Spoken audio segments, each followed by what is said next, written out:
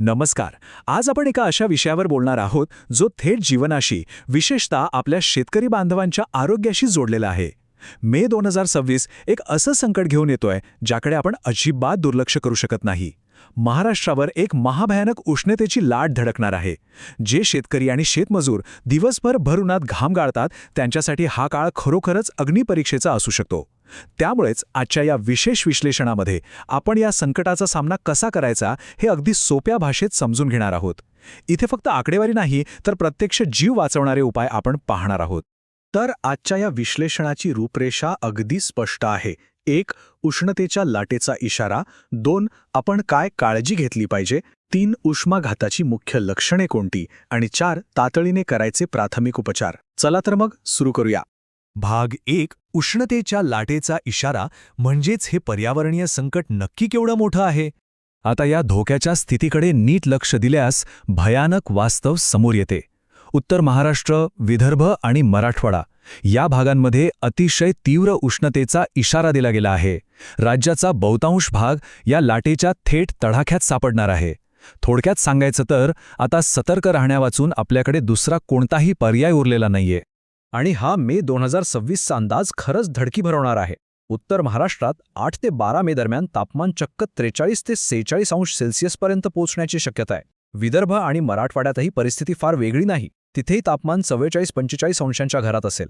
आता विचार करा, 45-46 अंश सेल्सिअस तापमानात उघड्यावर काम करणं म्हणजे काय. शरीरातील पाणी अक्षरशः काही मिनिटांतच सुकून जातं. हे केवळ ऊन नाहीये, तर हे शरीराला भाजून काढणारं आणि थेट जीवावर बेतणारं संकट आहे.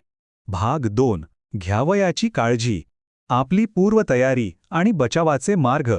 इथून पुढे एक सुवर्ण नियम कायम लक्षात ठेवायचा आहे. दुपारी 11 ते 4 या वेळेत शक्यतो बाहेर काम करणं टाळायचं.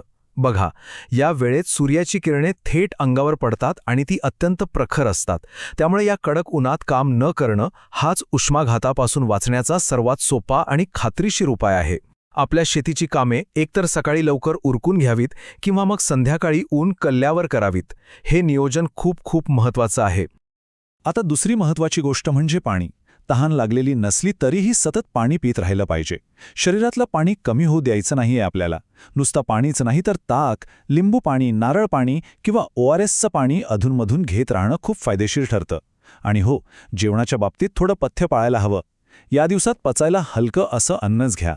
हे तळलेले, मसालेदार आणि जड पदार्थ या काळात शक्यतो टाळलेलेच बरे, कारण हलक्या अन्नामुळे शरीराचे अंतर्गत तापमान नियंत्रित राहायला मोठी मदत होते. बाह्य संरक्षणाबद्दल बोलायचं झालं तर सुती, हलक्या रंगाचे आणि थोडे सैलसर कपडे वापरणं ही अतिशय साधी पण प्रभावी पद्धत आहे. उन्हात जाताना डोक्यावर टोपी, रुमाल किंवा छत्री असलीच पाहिजे. आणि एक सर्वात महत्त्वाची गोष्ट, सलग काम करण्यापेक्षा थोड्या थोड्या वेळाने सावलीत बसून विश्रांती घ्या. आपल्या शरीराला थोडं थंड होण्याची संधी देणं ही या भयंकर उष्णतेविरुद्धची आपली सर्वात मोठी ढाल आहे. भाग 3. उष्माघाताची लक्षणे म्हणजे या धोक्याची चाहूल कशी ओळखायची ते पाहूया. कधीकधी सर्व काळजी घेऊनही त्रास होऊ शकतो. म्हणूनच या धोक्याच्या पूर्वसूचना ओळखून ठेवणं गरजेचं आहे. शरीराचं तापमान अचानक खूप वाढणं म्हणजे 103 अंश फॅरेनहाइटच्या पुढे जाणं, भयंकर डोकेदुखी, चक्कर येणं किंवा मळमळ आणि उलटी होणं ही अगदी सुरुवातीची लक्षणे आहेत. पण यातलं सर्वात गंभीर लक्षण कोणतं माहितीये? प्रचंड उकाडा असूनही अंगाला घाम न येणं, त्वचा एकदम लाल, कोरडी आणि गरम होते, छातीत धडधड वाढते किंवा व्यक्ती थेट बेशुद्ध पडू शकते.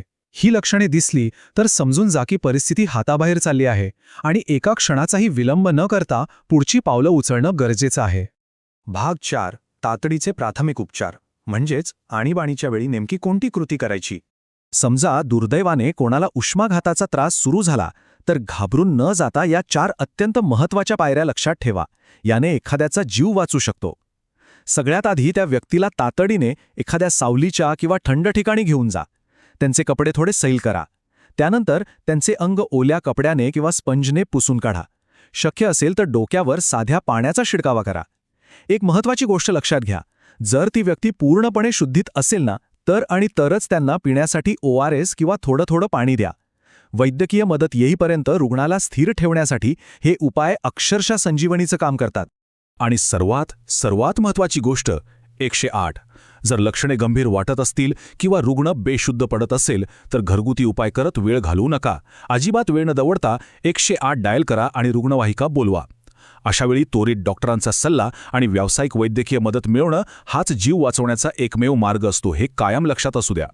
तर योग्य माहिती असणं आणि कायम सतर्क राहणं हीच या कडाक्याच्या उन्हापासून बचाव करण्याची आपली सर्वात मोठी ताकद आहे. या विश्लेषणामधून आपण जे काही पाहिलं ते फक्त ऐकून सोडून द्यायचं नाहीये. आता खरा प्रश्न हा आहे की या वर्षीच्या भीषण उन्हाळ्यात आपल्या प्रत्येक शेतकरी बांधवाचे आणि शेतमजुराचे रक्षण करण्यासाठी ही सगळी जीवनरक्षक माहिती प्रत्यक्ष अंमलात आणायला समाज खरोखर सज्ज आहे का? एकमेकांची काळजी घ्या, जागरूक रहा आणि सुरक्षित रहा.